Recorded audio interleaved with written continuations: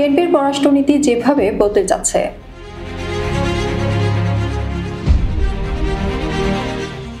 ভিন্ন মাত্রার এক কর্মসূচি পালন করল বিএনপি। তিস্তা নদী রক্ষার জন্য উত্তরের 5টি জেলার 11টি স্থানে অবস্থান কর্মসূচি পালন করেছে তারা।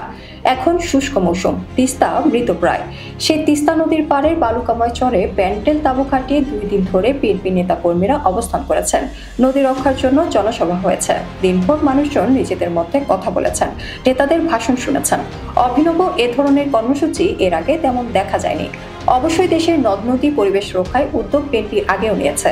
দলটি প্রতিষ্ঠার সময় থেকে এমনটা আমরা দেখি। বিএনপির প্রতিষ্ঠাতা রাষ্ট্রপতি জিয়াউর রহমান সারা দেশে ঘুরে 26,000 কিলোমিটার খাল খনন বা পুনরুদ্ধার করেছিলেন। খালেদা জিয়া প্রধানমন্ত্রী হিসেবে দায়িত্ব পালনকালে দেশে পলিথিন ও 3-হুইলার বেবি ট্যাক্সি নিষিদ্ধ করেছিলেন।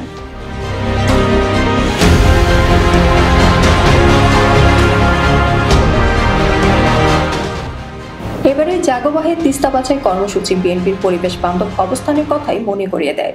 বিশ্বের উদারপন্থী সামাজিক গণতন্ত্রে বা মধ্যপন্থী বামেরা সবসময় পরিবেশ প্রকৃতিকে রাজনৈতিক কর্মসূচিতে গুরুত্বপূর্ণ স্থান দেয়।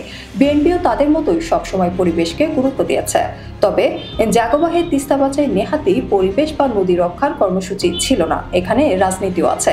এই সমাবেশ থেকে সরকারের প্রতি বার্তা দেওয়া হয়েছে, সেই সঙ্গে প্রতিবেশী ভারত ও চীনকেও বার্তা পাঠিয়েছে বিএনপি। বিএনপি ভালোভাবেই তিস্তা রক্ষার সঙ্গে নিজেদের কৌশলগত অবস্থানও পরিষ্কার করেছে। প্রথমত, উত্তরবঙ্গে জনসাধারণের সামনে জনস্বার্থ সম্পৃক্ত বিষয় নিয়ে উপস্থিত হয়েছে। তিস্তা উত্তরবঙ্গের মানুষের জীবন ও জীবিকার সঙ্গে গভীরভাবে জড়িত। এই তিস্তা নিয়ে ভারত সবসময় বাংলাদেশকে বঞ্চিত করেছে। শুষ্ক মৌসুমে তারা পানি আটকে রেখে গোটা উত্তরবঙ্গের তিস্তা অববাহিকায় এক মরুময় পরিবেশের সৃষ্টি করে। আবার বর্ষায় পানি ছেড়ে দিয়ে সমগ্র অঞ্চল প্লাবিত করে সৃষ্টি করে দুর্ভোগ দুর্দশা।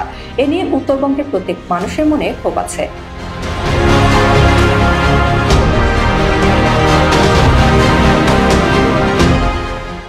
বিএনপি মানুষের এই ক্ষোভকে ধারণ করে উত্তরবঙ্গে বসে কথা বলেছে, তাদের সঙ্গে নিয়ে তিস্তা রক্ষার দাবি করেছে। বিএনপি বলেছে, লড়াই করেই তারা তিস্তার পানি নিয়ে আসবে। প্রয়োজনে তিস্তার পানির বিষয়টি জাতিসংঘে উত্থাপনের কথা বলেছে বিএনপি। এর আগে 1979 সালে জিয়াউর রহমান জাতিসংঘের সাধারণ পরিষদ অধিবেশনে গঙ্গার পানি ফারাক্কা বাদ দিয়ে প্রত্যাহারের বিষয়টি তার ভাষণে তুলে ধরেন, যা ভারতের ওপর আন্তর্জাতিক চাপ সৃষ্টি করে এবং পরবর্তী সময়ে ভারত বাংলাদেশের সঙ্গে গঙ্গার পানি ভাগাভাগির চুক্তি করে।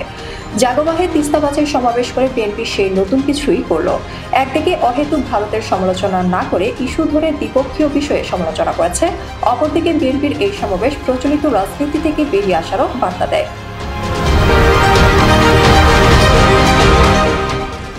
ভারত বরাবরই এই পরিকল্পনার বিরোধিতা করেছে। বিএনপি মহাপরিকল্পনার পক্ষে নিজেদের অবস্থান জানিয়ে দিয়েছে। ফলে বিএনপির দীর্ঘদিনের পুরনো বন্ধু চীনের সঙ্গে সম্পর্ক নতুন করে শুরু হতে পারে বলে ধারণা করা হচ্ছে। এর মানে হচ্ছে বিএনপি আবারও তার পুরনো পররাষ্ট্রনীতিতে ফিরে যাচ্ছে।